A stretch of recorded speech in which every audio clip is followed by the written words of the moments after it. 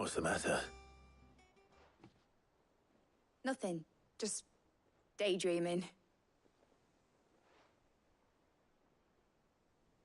Thinking about the Enterprise sailing off over the horizon to shores unknown. Searching for a land untouched by the Blight. Just like me and my dad planned. So if the worst came to the worst and every scrap of soil in the Twins turned black, we might still have a chance. That's what she was meant to be. You see, one last chance just in case we needed it. But now she's so close to being finished, I've realized I don't want her to be that. I don't want her to be just a lifeboat for us to cling to if things get desperate. I want people to sail aboard her by choice, not from the lack of it. In a world where we're not just trying to survive, but where we can actually live. I'm working on that. And I'll do everything I can to get you what you want. Don't you always? All right. My mind's made up. As soon as the Enterprise is fit to sail, I'm putting her under your command. Sod our plans, I'm trusting in yours. Are you sure about this? Something tells me it's what my dad would have wanted. He'd be proud of you. You were gonna visit his grave, weren't you? I was.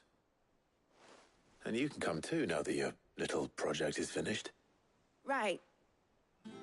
There's just one thing I need to finish up first. Won't be a mo. All right. I'll let Otto know you're coming. Meet us in the mess when you're ready. Aye, aye, Captain.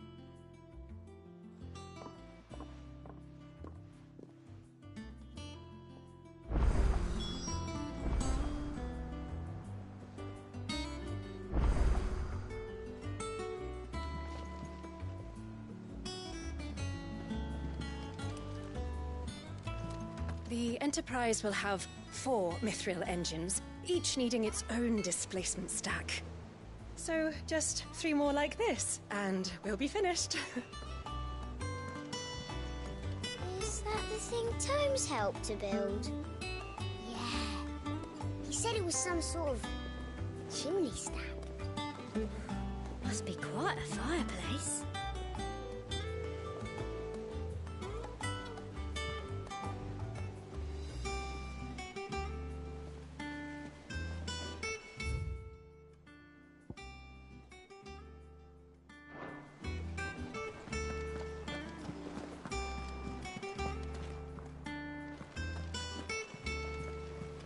Hugo Kupka's dead, isn't he? We don't have to live in fear of him anymore.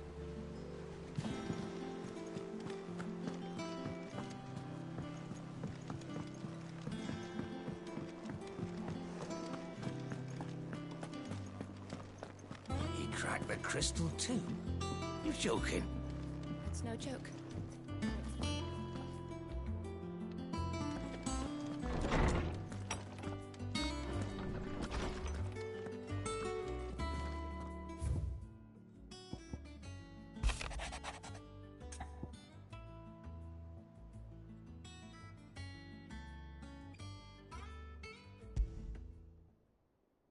Trouble with the ledgers. Shouldn't he be asking Otto for help?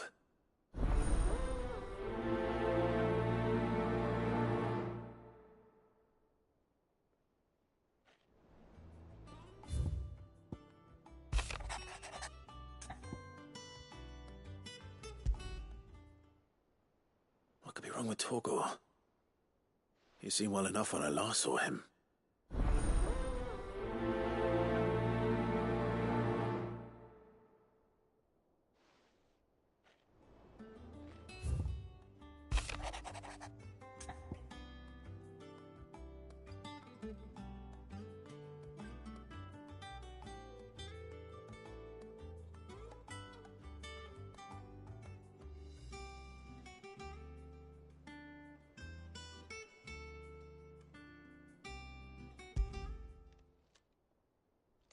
Hopefully it's nothing. But I should speak to Blackthorn just in case.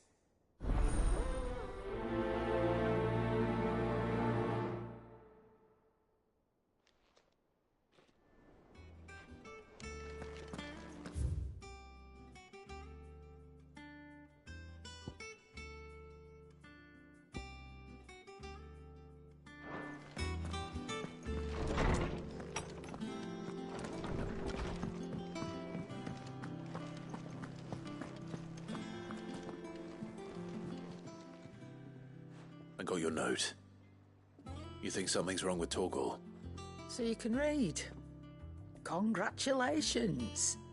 But I didn't say I were wrong with him. I said something weren't right. He's not been eating me treats.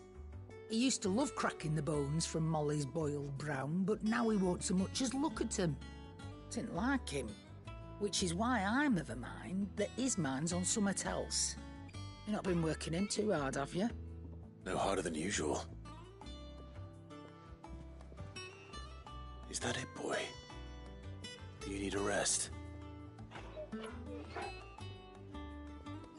What was it you said he was? A frost wolf? That's what the lawsman seems to think. Then maybe this all has something to do with whatever it is that's woken inside him. I suppose things have been different since Rosalith. Perhaps Hippocrates knows something. Instead of everything, you mean? Perhaps.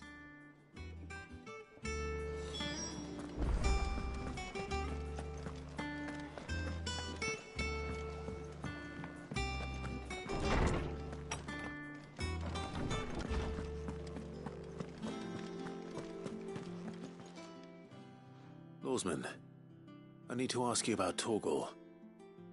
Something's not right with him. He isn't ill, is he? I don't think so. But according to Lady Karen, he seems to have lost his appetite, which is certainly a new development. She says he's hardly been touching his bones of late, and she believes it may have something to do with what happened at Rosalith Castle. I rather think she might be right, though not about his appetite. All canids are instinctively inclined to crack open bones for the rich marrow that resides within, and I see no reason why a frost wolf should be any different. Accordingly, I suspect it is not a lack of appetite that afflicts Torgal, but a surfeit of it. If we assume that his newfound magics require additional nourishment to sustain, it may well be that the bones Lady Karen is accustomed to providing are no longer sufficient. Frost wolves, after all, habitually prey upon far larger animals, whose bones may yield altogether different nutrients. As to where one might find a suitable substitute, some antelopes that graze the meadows of eastern Rosaria have been known to grow to a size more than double that of their lesser cousins. I don't recall ever seeing any that large.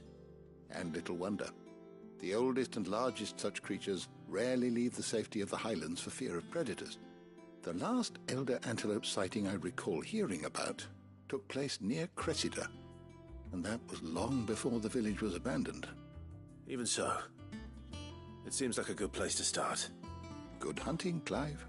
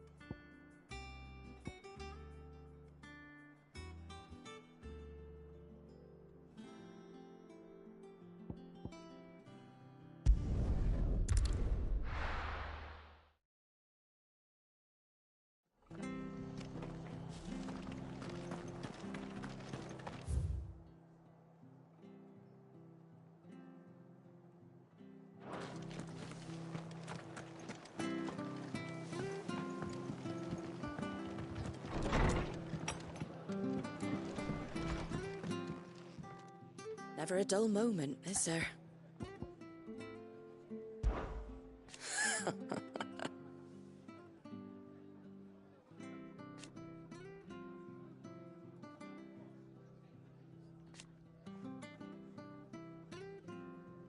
Who knows?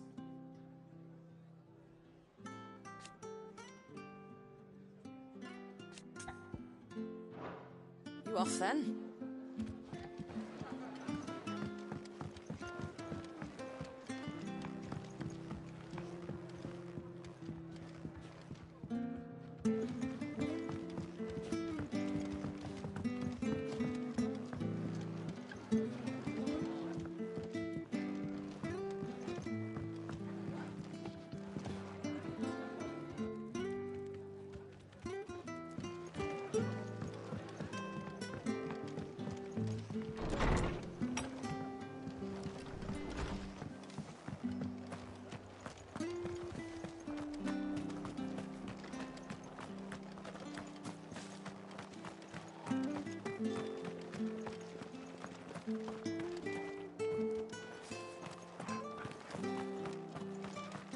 Please, teach me how to fight.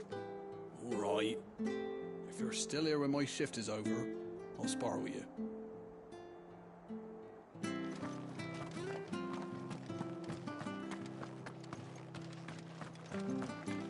Naught but wild beasts, this end. All their twisted talons and gruesome maws used to turn my stomach. That was before I heard about the Black Shields. Come on.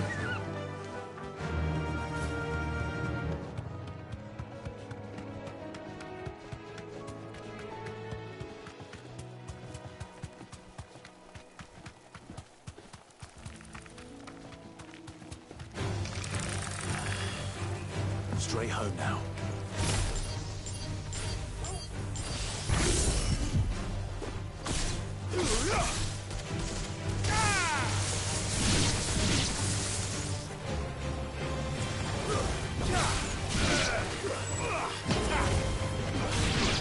Over here! You're finished!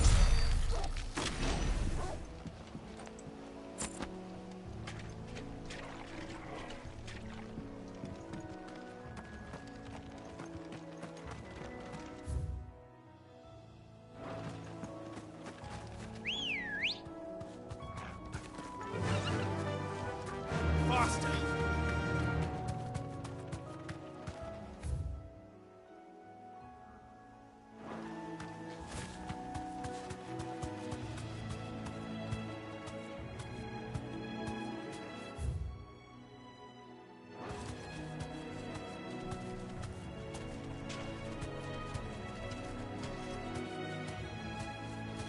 Be safe.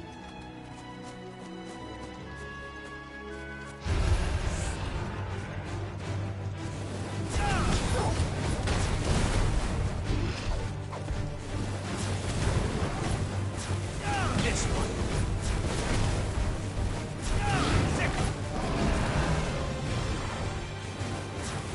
Over here!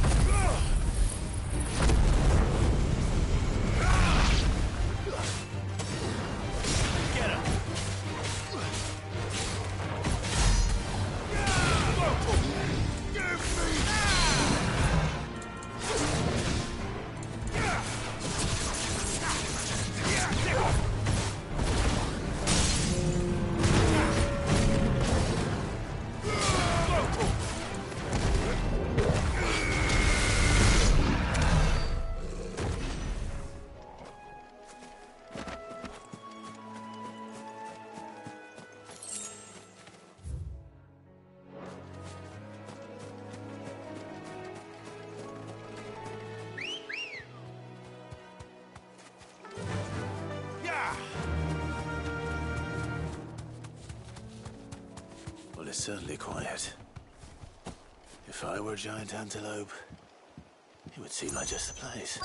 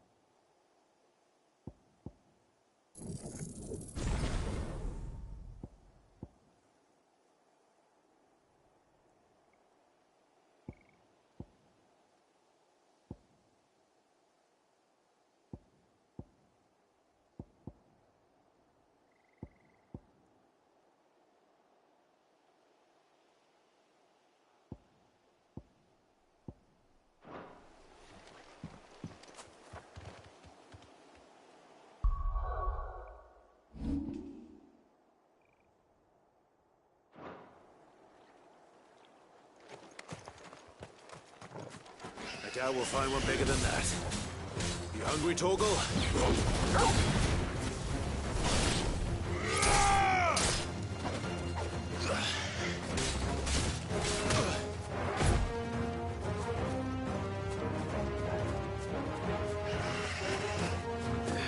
Get him! Over here! Get him! Attack! This one!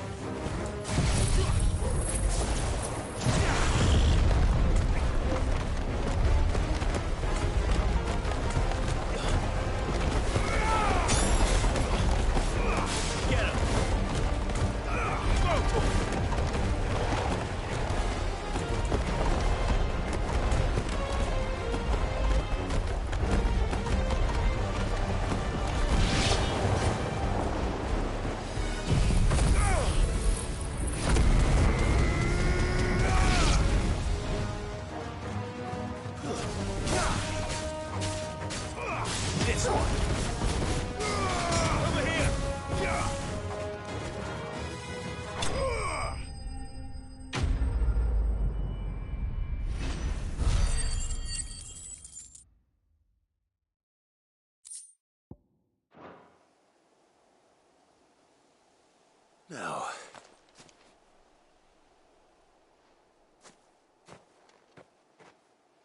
will it be enough, I wonder?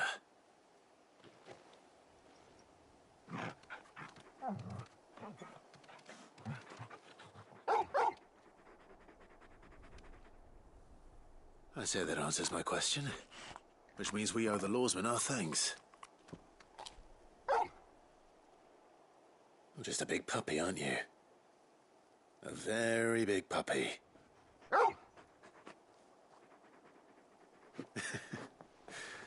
You do know you can take that with you, Torgal.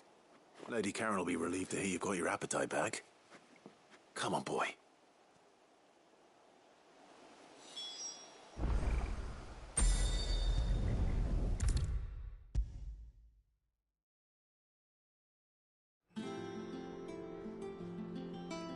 I noticed you and Torgal had gone off somewhere. Take him for a walk, did you? You could say that.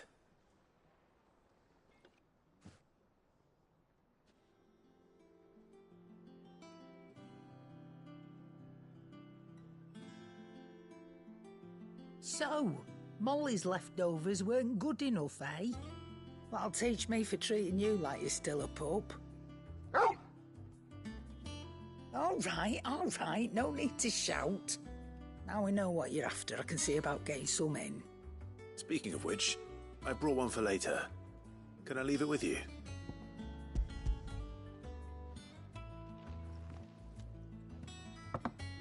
You can, aye. I'm nice like that. In return, you can thank Tomes for me. The bloody know-it-all. I was just on my way to see him.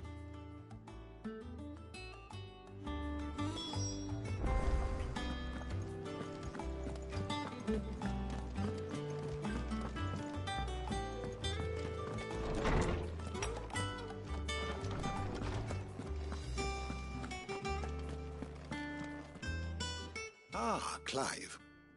Were you able to locate your quarry? We were indeed, Lawsman. You pointed us in exactly the right direction. And Torgal's been a very happy hound ever since. Very good, very good. Lady Karen sends her thanks, by the way, for your part in solving the mystery. Ah. But that reminds me. After your last visit, I found myself pondering Torgal's talents. Do you recall our conversation concerning Lady Jill's role in Torgal's transformation? About how she somehow woke the power within him. Precisely that. A reasonable conclusion, I thought, but one which raised certain questions in my mind.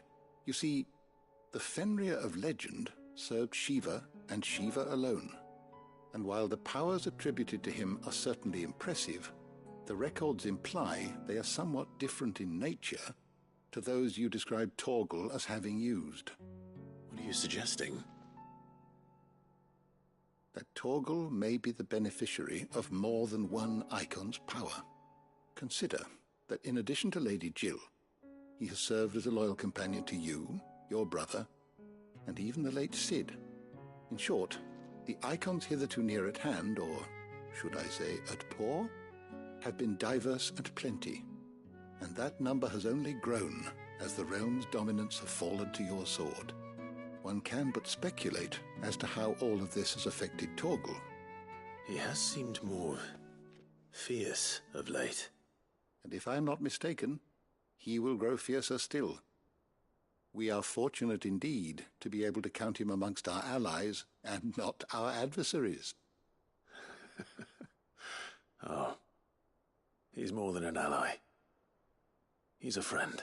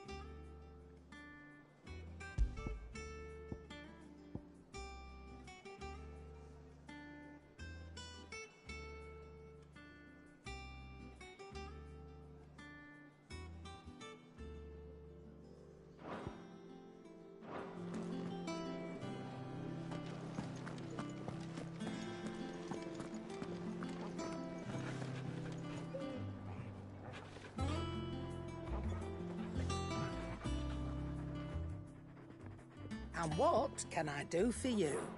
Wash yourself out there. Well, don't just stand there gawping. Finished, are you?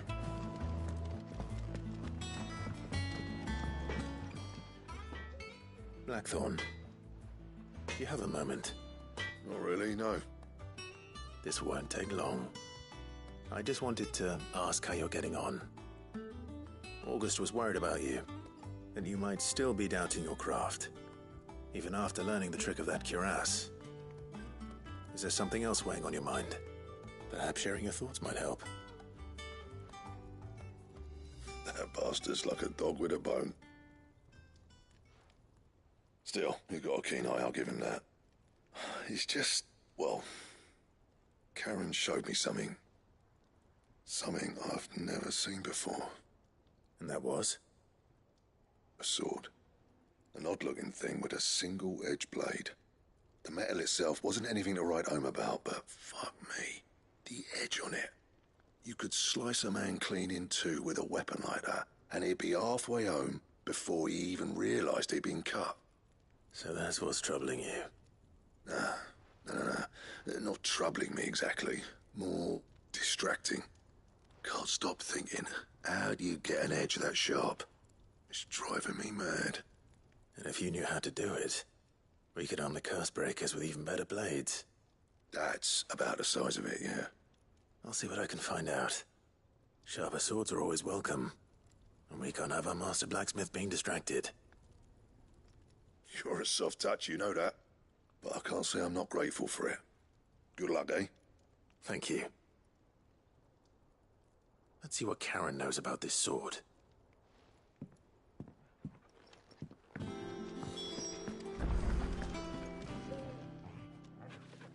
You're looking well, Karen. What do you want? Out with it. I want to know about the sword you showed Blackthorn. Single-edged and extremely sharp. Running around after him again, are you? I suppose I am, yes. But I need to help him find out how to work an edge like that. It's driving him to distraction.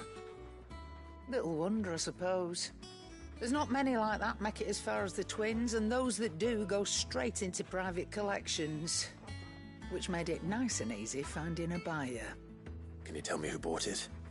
Where is it now? You think I tell people who my clients are? Suppose you're not likely to go nicking him off me, are you now? Fine. If you stop mooning at me like that. Lord Ignac's the man you want. Dalmekian bloke. Collects weapons and the like.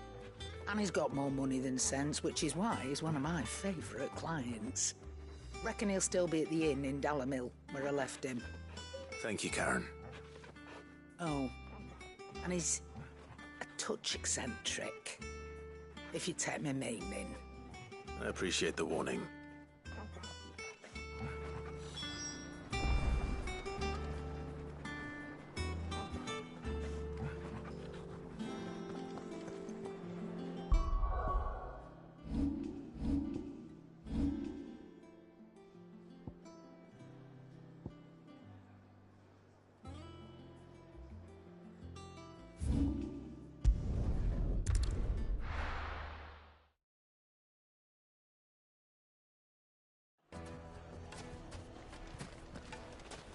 People take notice of wealthy men. Shouldn't be too hard to track down Karen's collector. The St. Drake's Fang is gone. The whole Mother Crystal gone. What are we gonna do? Calm yourself. We don't know for sure. It could have just been a tremor.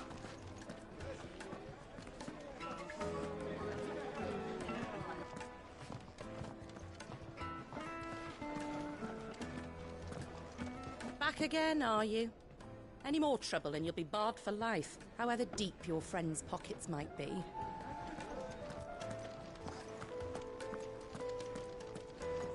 Welcome. If you're hoping for a bed, I'm afraid you'll have to look elsewhere. One of our wealthier patrons has purchased the use of every room, hoping to keep out the riffraff, as he puts it.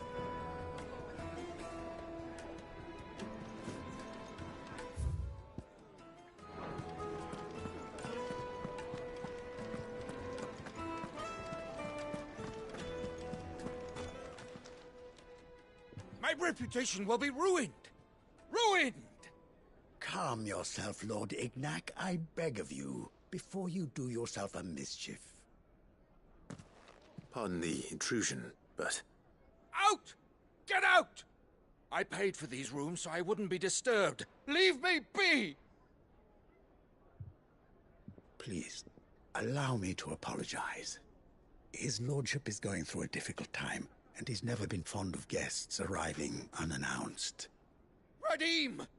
Get rid of the filthy oaf this instant! Very good, Lord Ignac. Would you mind stepping outside for a moment?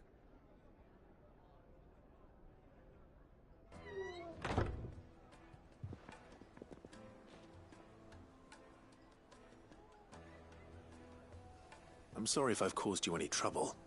That? Oh, no. That's just how his lordship is. Though the morning's events have left him somewhat fractious.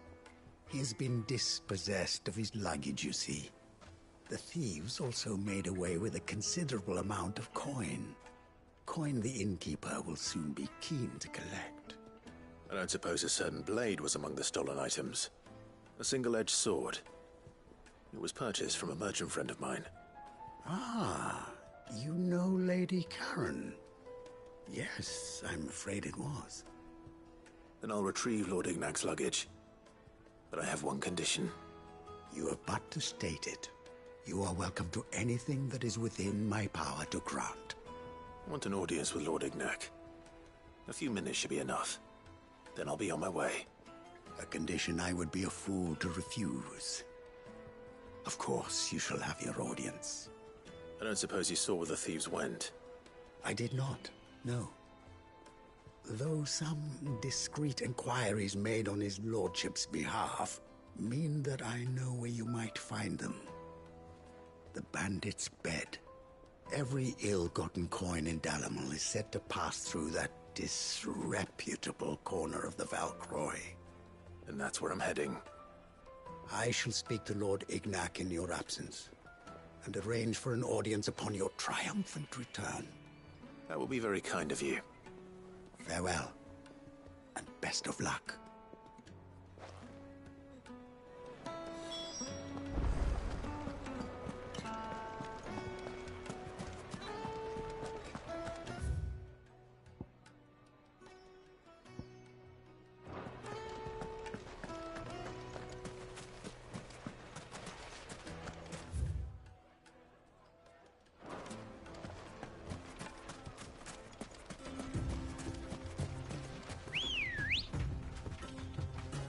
Come on.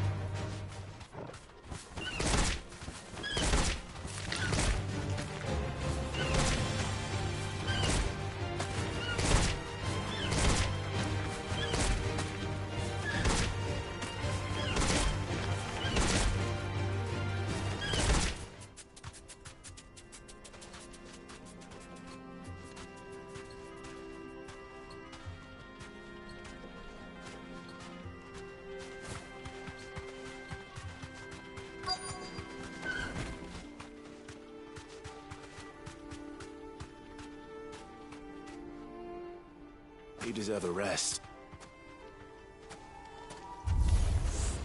We've got company!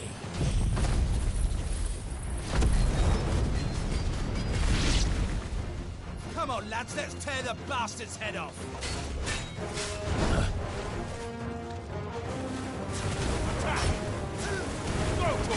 Too slow. Get him!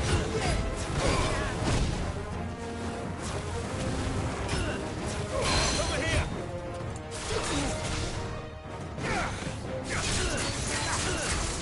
This one!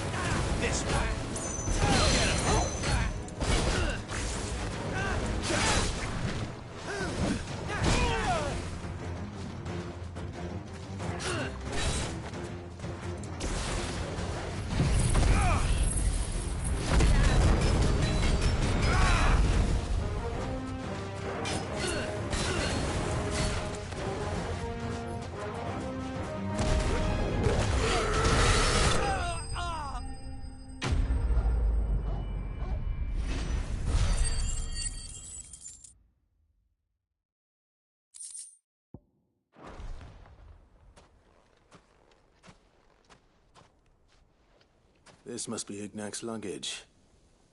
Nothing seems to be damaged. All right. Let's get it back to Dalamil.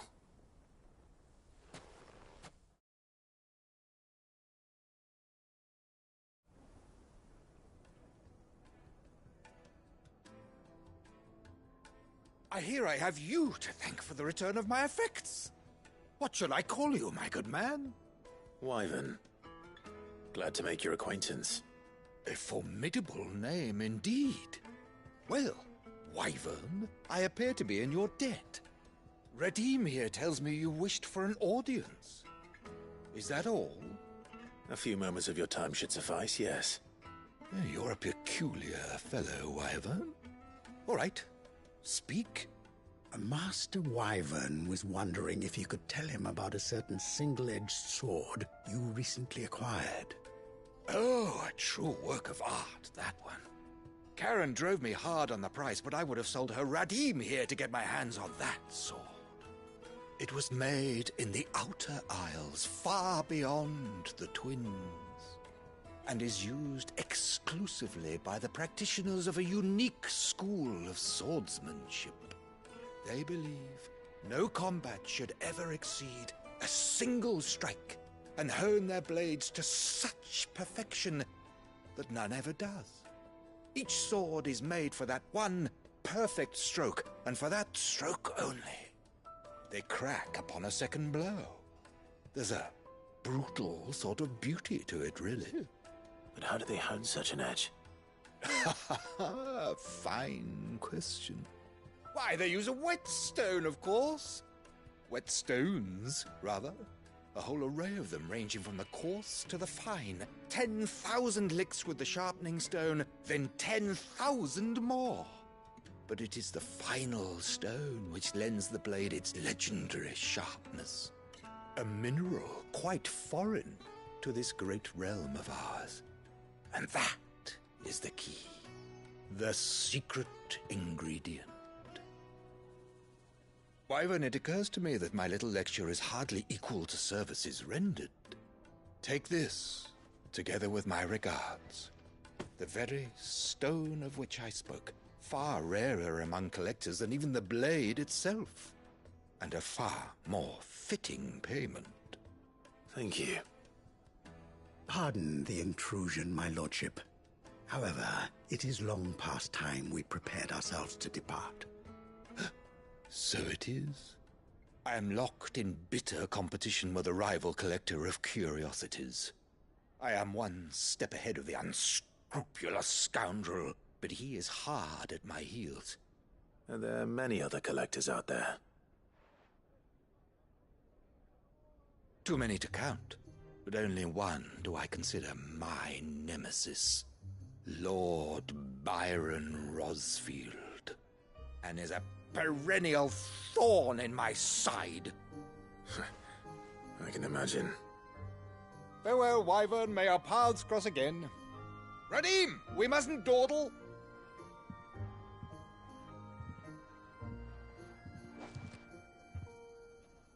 I think his lordship is rather taken with you, Master Wyvern. Thank you again for your assistance. Coming, my lordship. I'll be right there.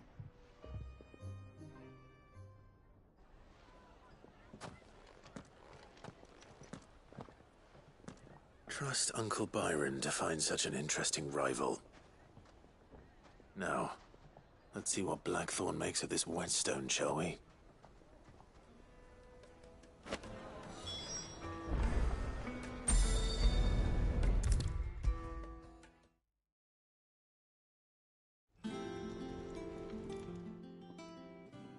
Sorry for the wait, but hopefully you'll agree it was worth it. You learned something about that sword, then? I did better than that.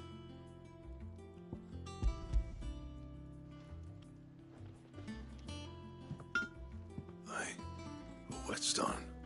Yes, but not one you'll find anywhere in Valisthea.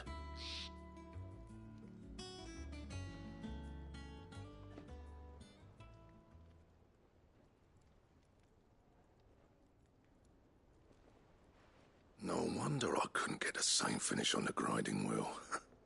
One hit and all done, eh? Might not be so bad if all you ever fought were duels.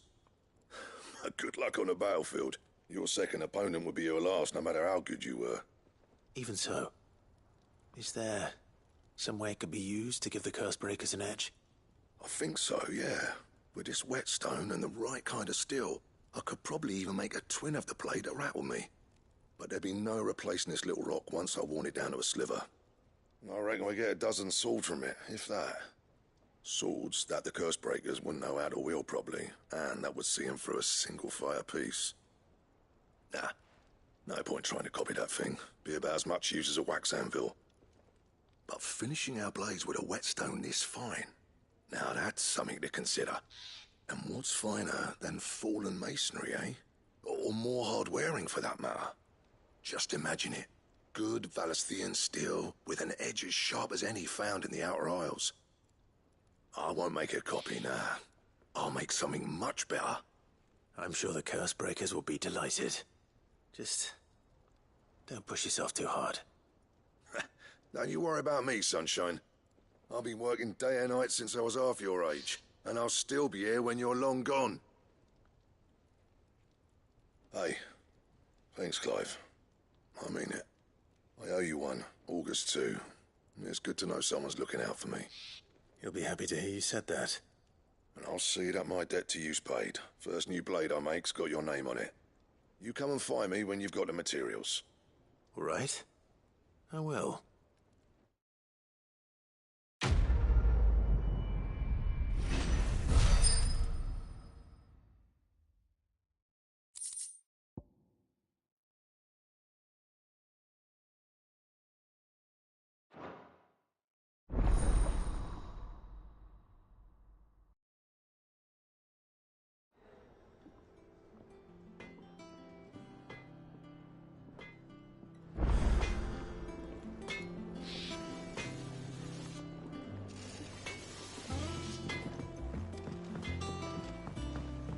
What do I have to eat to grow as tall as you, Mr. Stelts?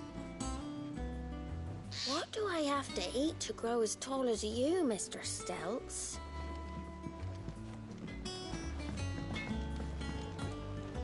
What do you need? Not saying fortune, do you?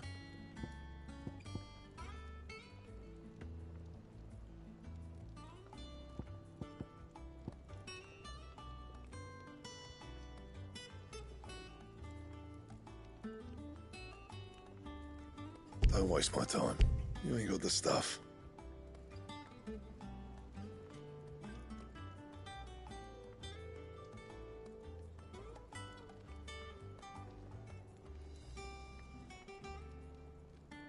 That it? Fine.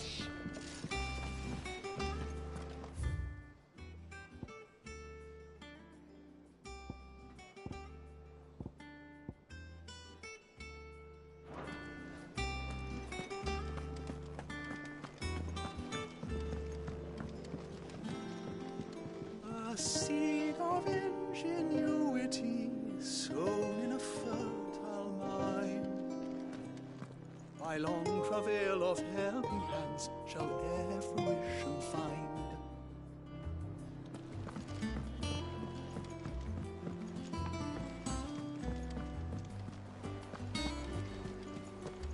Is that the thing Tomes helped to build? Ned told me she was building a ship. Really? That's a ship. Let's sail it round the lake.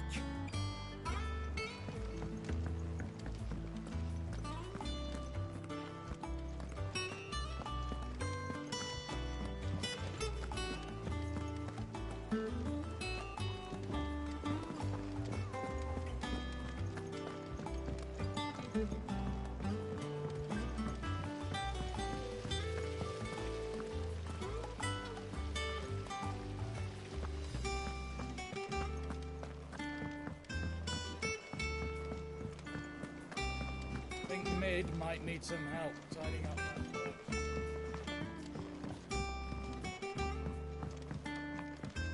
Well. Here, Sid. Reckon you might be just the man to help me out of a bit of bother, if you've a mind to. Let's hear it.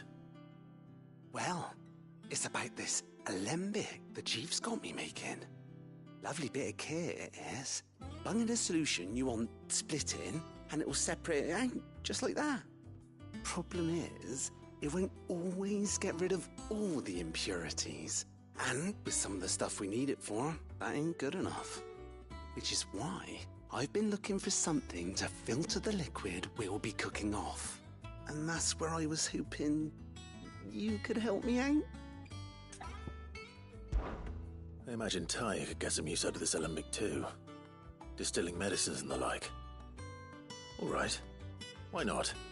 Proper job! So what exactly do you need for this filter? Nothing but bomb ash'll do, says the chief.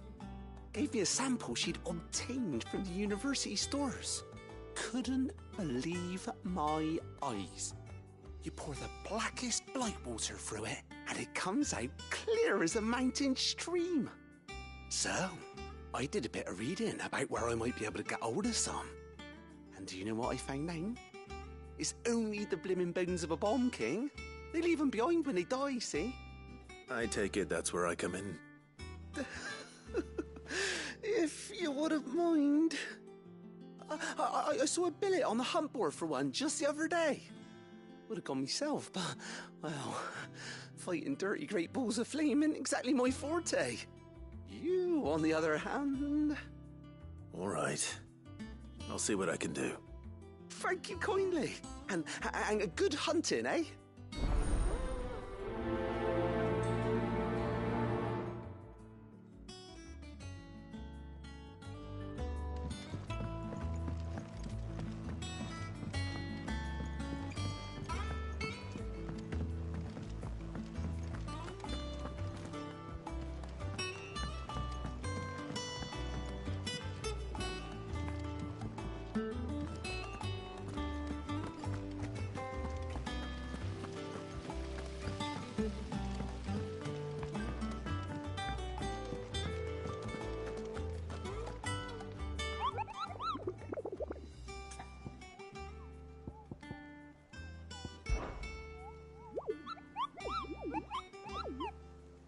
You mean the Iron Kingdom?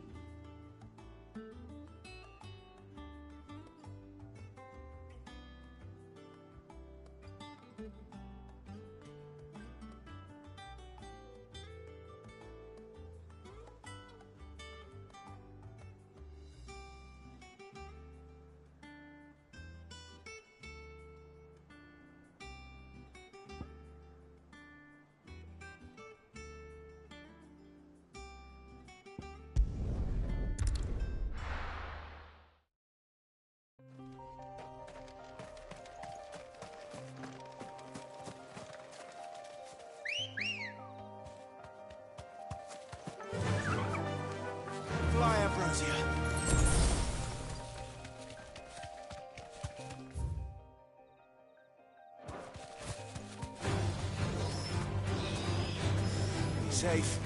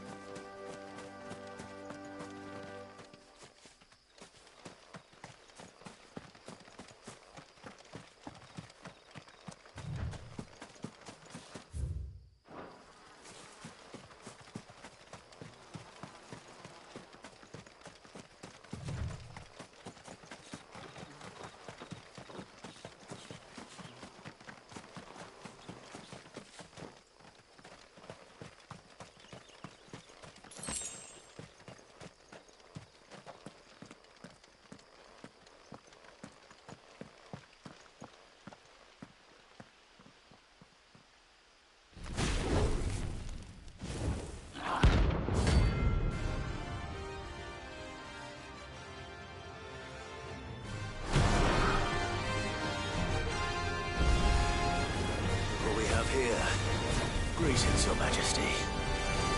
Get him! This one!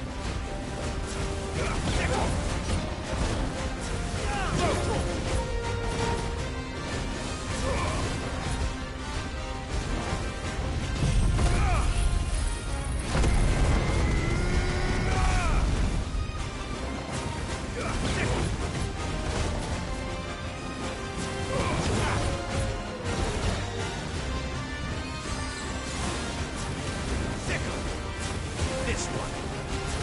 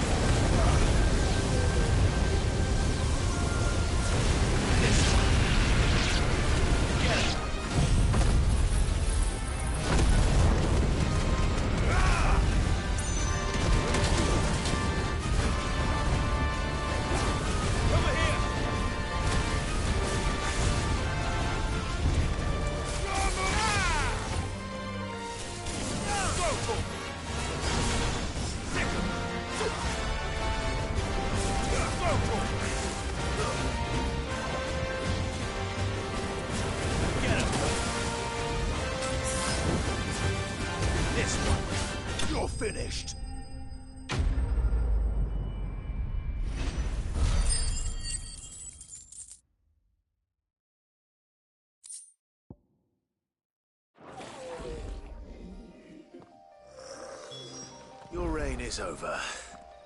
Now to collect the ash. I should probably have brought a bucket.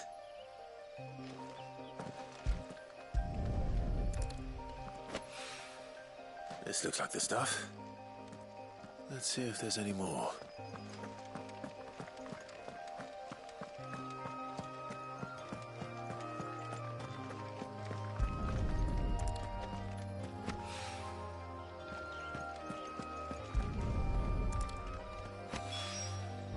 That should do it. If the wine needs more than this, he can fetch it himself.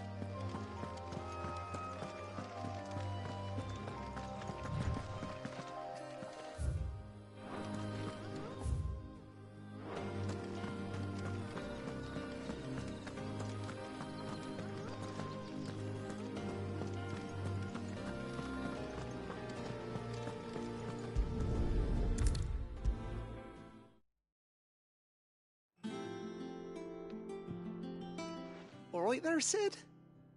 How's that hunt for the bomb ash going? I have it here.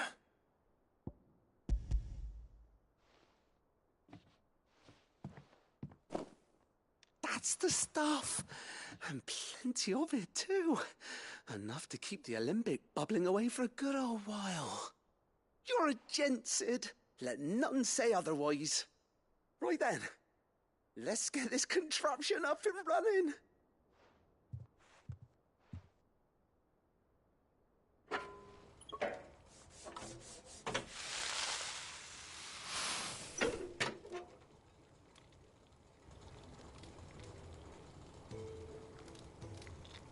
There we have it. The Telemon Alembic. And it works just like the chief said it would. Very impressive. Says the man who cut down a burning boulder. Speaking of which, I still haven't returned the favor. There's no need. The good it will do for the hideaway is reward enough. Don't be silly. Why don't you let me take a look at that bag of yours? The one you keep your potions in. Reckon I could work some magic on that. What kind of magic?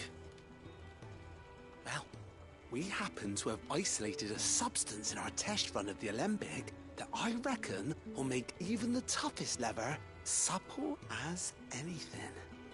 Thought we might use it to breathe new life into old boots and the like. Save the hideaway a few gil.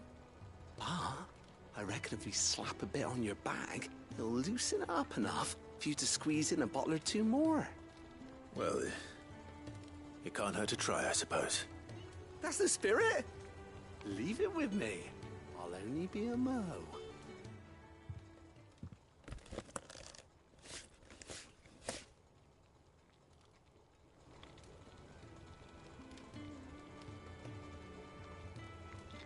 Well, what do you reckon?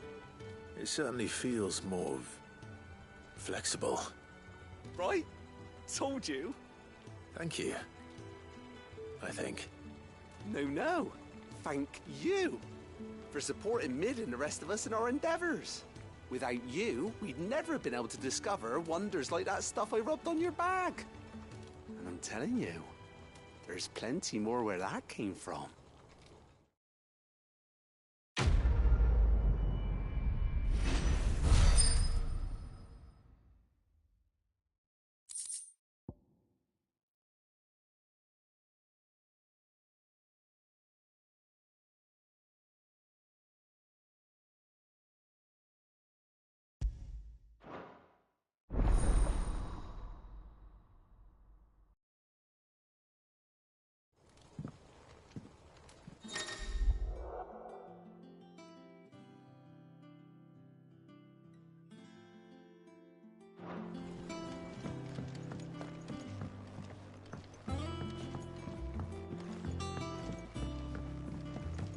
Think Mid might need some help.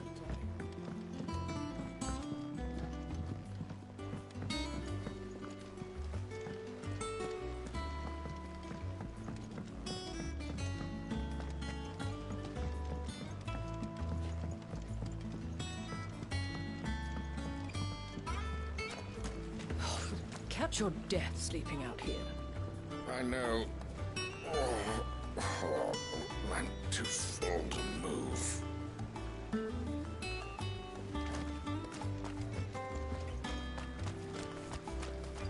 I hear you've been busy making friends, Sid. Your predecessor had the same idea. Why, he even extended the hand of friendship to me. Not once, but twice.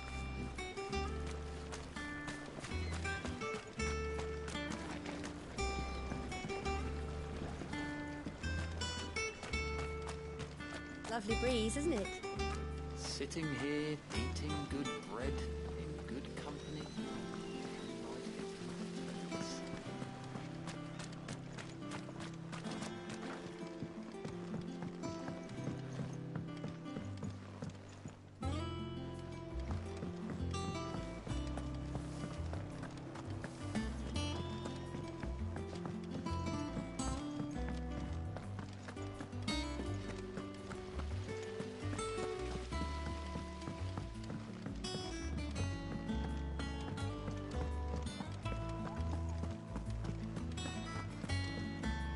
Ned told me she was building a ship. Is that the thing Tomes helped to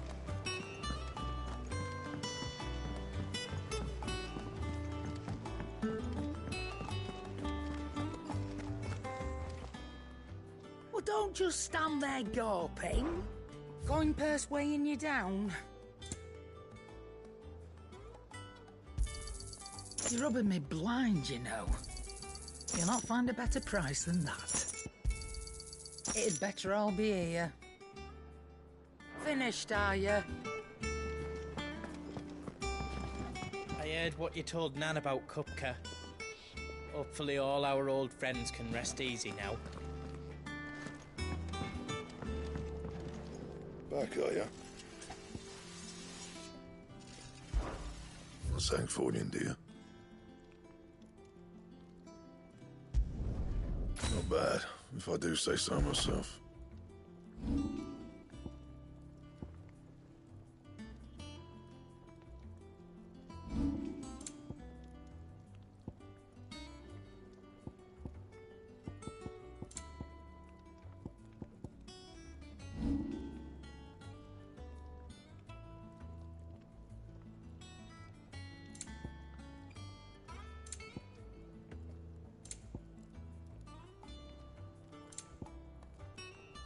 That it?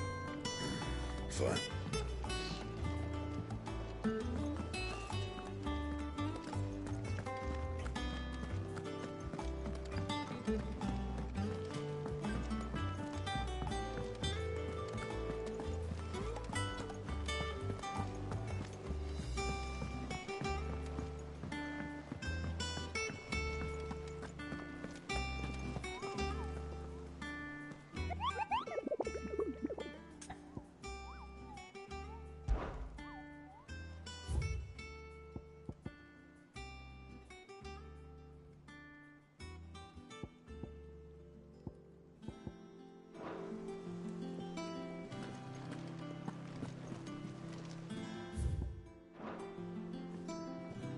Clive, did you get my letter?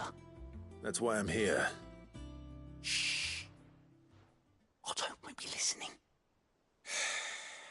Is this better? A little. Listen, I've some bad news.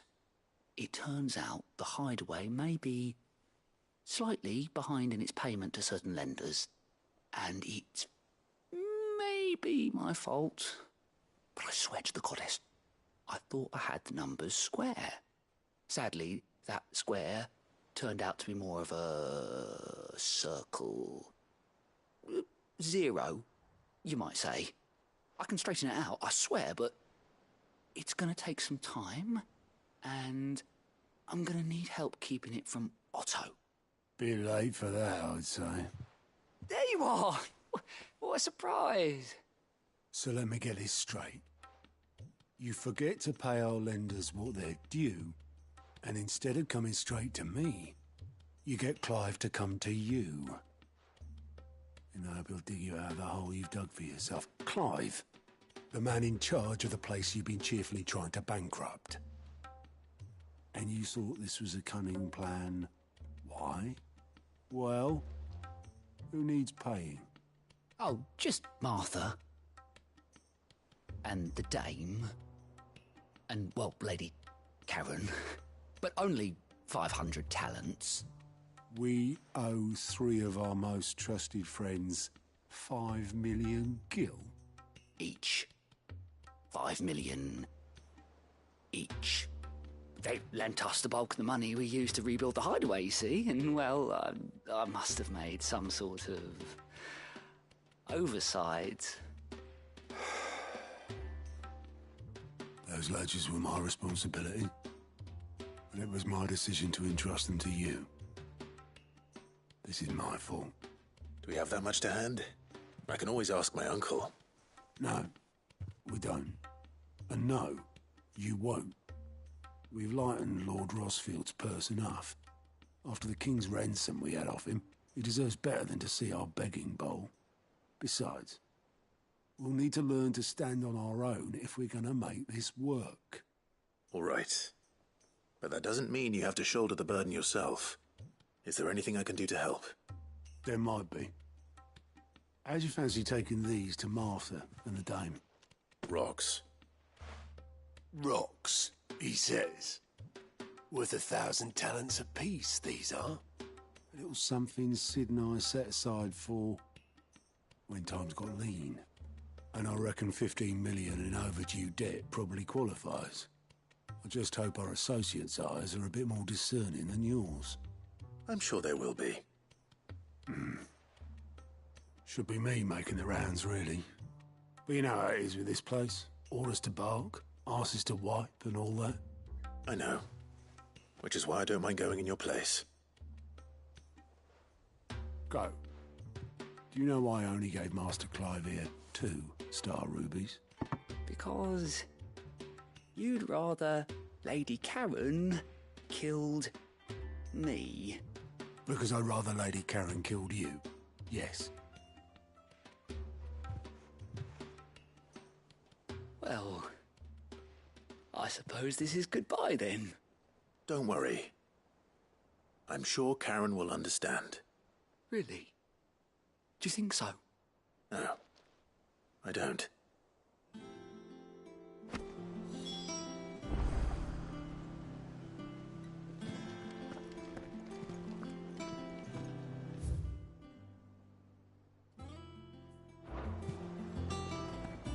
Is that you done, then? It's not roped you into building the rest of the board, has she?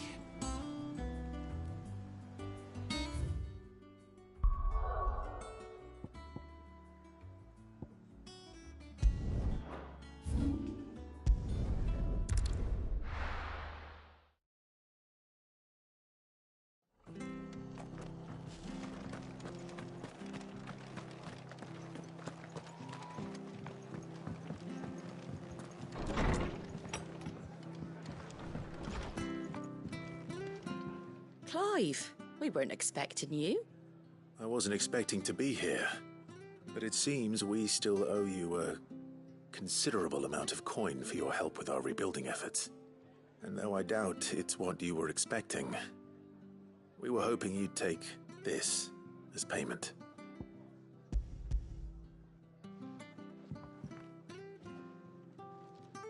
A star ruby? I can't accept this.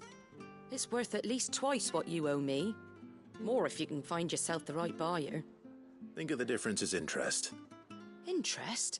If word got out I charged that much, no one would ever borrow from me again. Anyway, why are you the one here asking me about this? I'd have expected Otto. Bit much sending the Lord Marquis out to settle your debts, isn't it? The old goat working himself to death again? Something like that.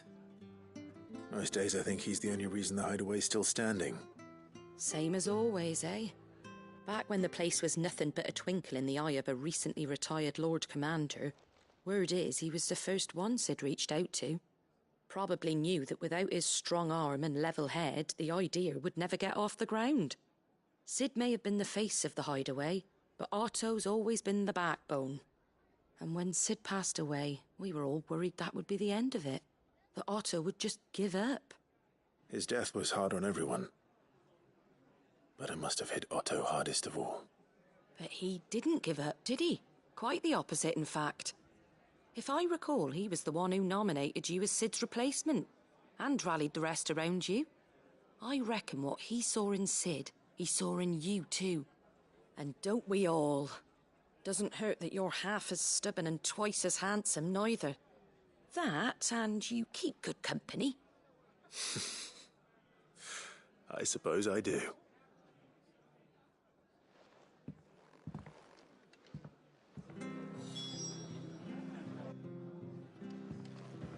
Suppose now I have to find someone who can actually afford a star ruby.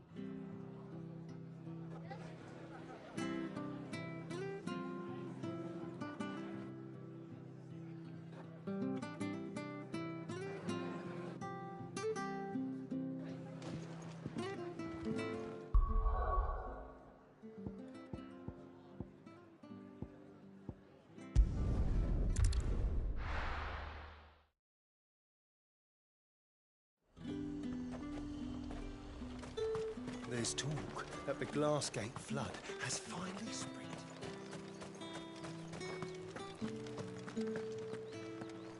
Citizens are free to come and go as they please. Checkpoint's open to all. You'll find little beyond Northridge, though. When the throne moved south, most with any sense followed.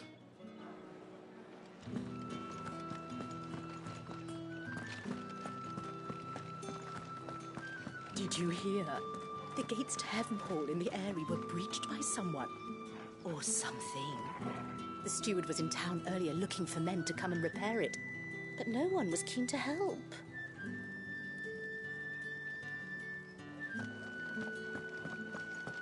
I want to see you again tonight. But the captain's late with our pay. It's all right. I'll be waiting.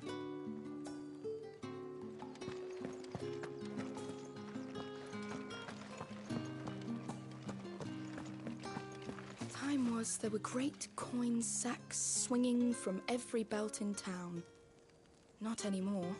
Since the capital moved, they're all shriveled to the size of peas.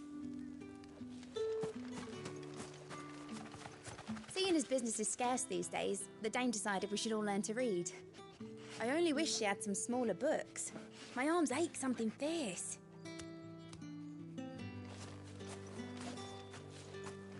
What am I going to do without Sweetwater and Olive Talc? Still no caravan from the Dominion's perfumeries yet, then?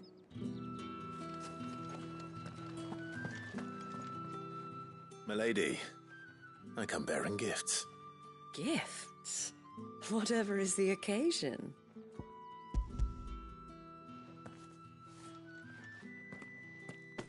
Oh my. Clive, you really have outdone yourself. Otto asked me to give it to you. To settle the Hideaway's debt with the Veil. And to compensate you for the time it took us to do so. You disappoint me, Clive. I thought you might finally be warming to me. Tell Otto he can keep his baubles. I tried to tell him as much the first time around. The man owes me nothing, nor does the Hideaway. My contribution to the restoration effort was made freely and willingly. It was the least I could do. You once told me Sid did you a kindness. I'd like to do the same. Please, accept it. For my sake. And for Otto's. For all of us. For all you've done. It is rather fetching, isn't it? Very well. Otto is lucky to have you, Clive. I doubt anything could ever replace his son. But you and the others at the Hideaway are the closest thing he has to family. Otto had a son. Long ago, yes. Sid told me Otto lost him when he was just a boy. and blamed himself for not being able to stop it. I don't know how it happened, whether there was anything he could have done, but it was clear that it weighed heavily on him. I didn't know. How could you have? I doubt anyone did. Besides Sid, I've never met a man more keen to bear his sorrows in stoic silence. An ill habit, given that both have always been surrounded by friends desperate to help them. I'm beginning to see that.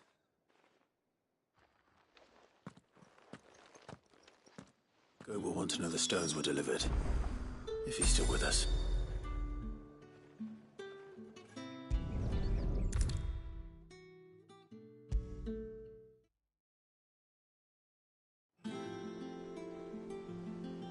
Goat.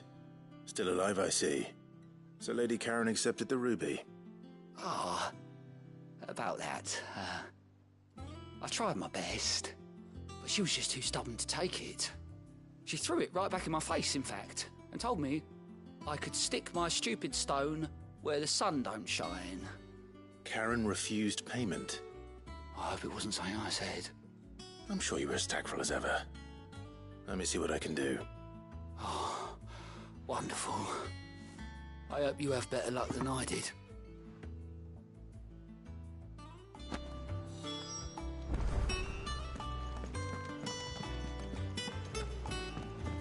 Mid told me she was building a ship. Is that the thing Tomes helped with?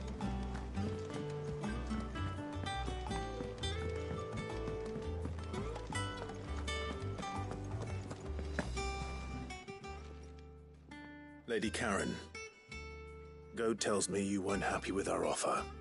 Would you prefer the debt was repaid in coin? What debt? I don't recall lending any of you lot me hard-earned gil. I may have tossed a talent or two in the Hideaway's coffers, but those were donations, and you can hardly call it charity if you go asking for it back. Of course not. But one good turn deserves another. And our circumstances have changed. Surely you wouldn't shun the gratitude of a pauper who happened to have become a prince. Oh, so you're a prince now, are you? Fine. But I'm selling it and taking what I'm owed, then you're getting the rest whether you like it or not.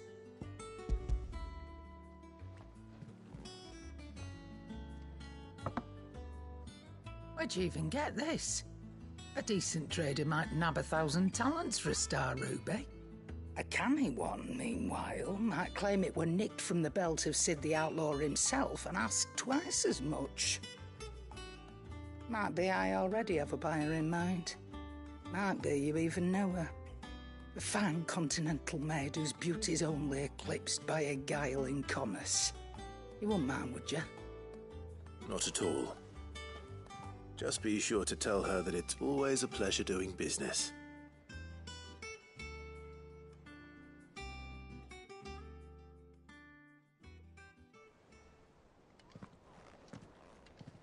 I hear you ended up delivering all 3 stones. Thanks to this lump. I sometimes wonder what I pay you for. Speaking of which, I still haven't been paid last month's wages. Oh, so you remember what's owed to you then? Get your ass behind that disc of yours and don't get up before those ledgers are square. Right away.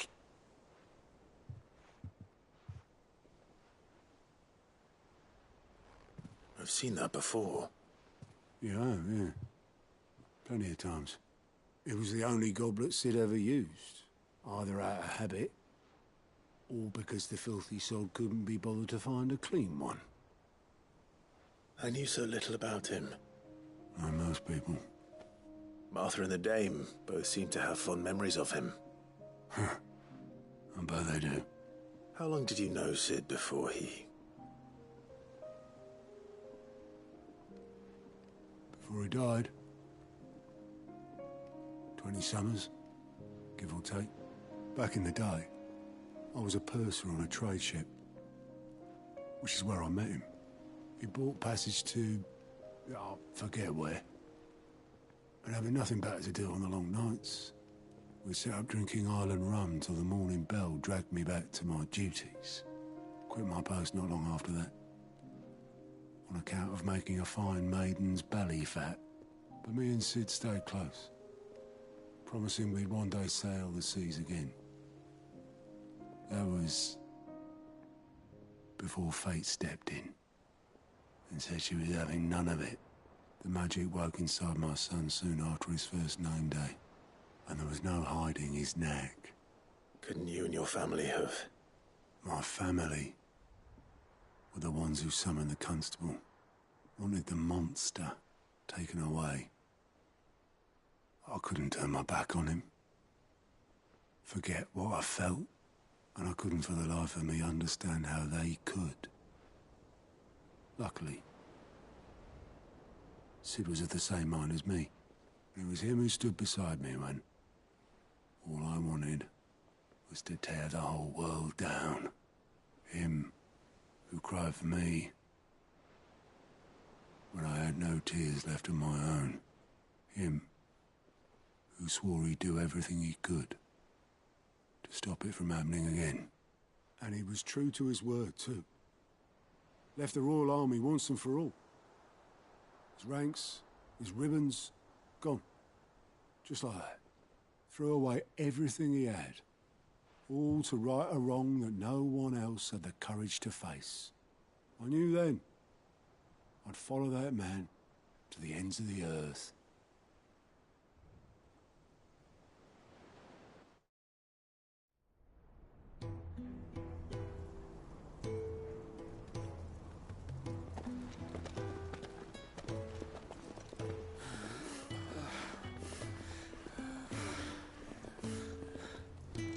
He was always too clever for his own good, was Sid. Saw the world for what it really was, while the rest of us were content to go along with the lie we were shown. And it can't have been easy, bearing that burden alone.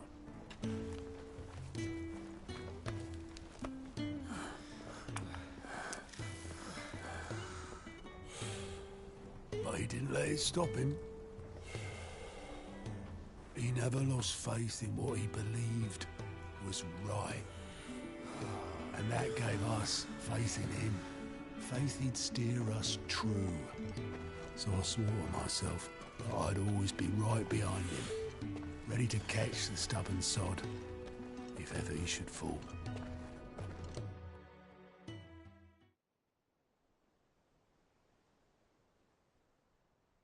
But I couldn't even do that.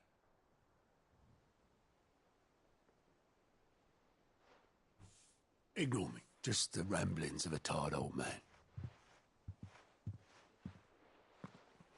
Leave that lot. I'll tidy it up in a bit.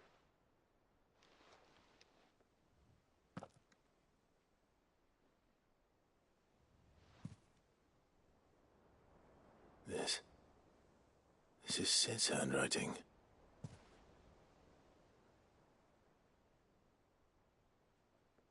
Dear Otto. I may be drunk, but I wanted you to know this place would be fucked without you. Love you, you grumpy old sod.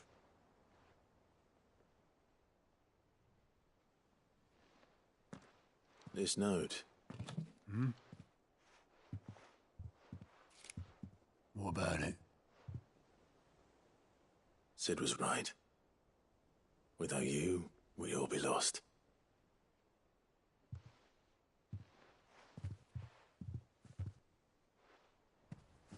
He should have bloody well said so then. Just once.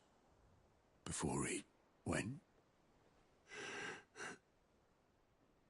But then, why would he? Him, or anyone. I'd only have told him to piss off.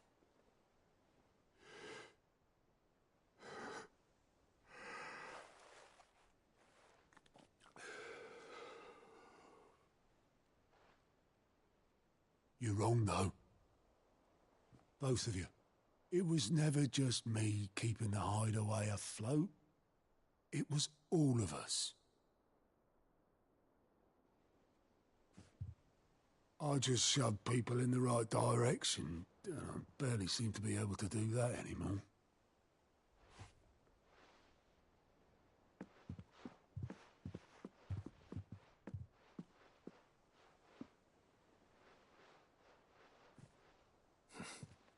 Would you rather goat were at the helm? Well, maybe I've got a few more years left in me. I'm going to hold you to that, Otto. Before you go, Sid would have wanted you to have this. But that's... This'll do me just fine.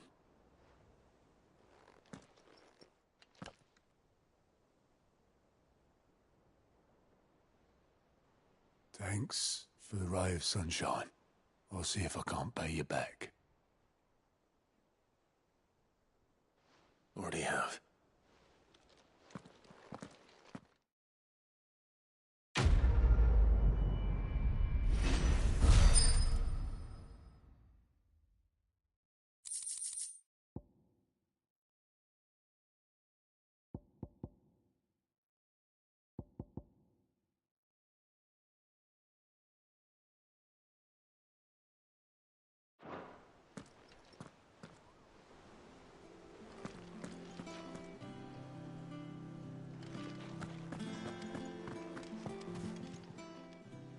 Oh, I wasn't expecting you back so soon. Here's everything we've received and everything promised.